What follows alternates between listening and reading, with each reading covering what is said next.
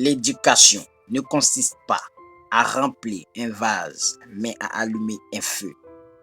Bruno Humbeck l'a dit. Nous sommes à Bouaké après une chaleur suffocante. Ces dernières semaines, c'est au tour de la pluie de s'installer et de soulager les populations face à cette chaleur.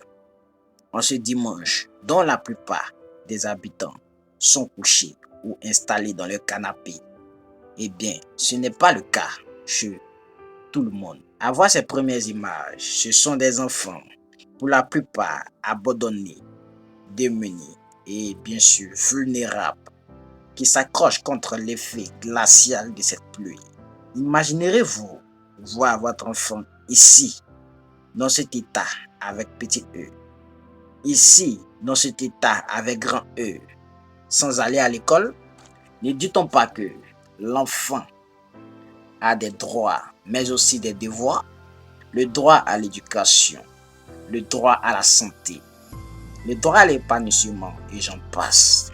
Mais serait-il un devoir pour lui de mendier?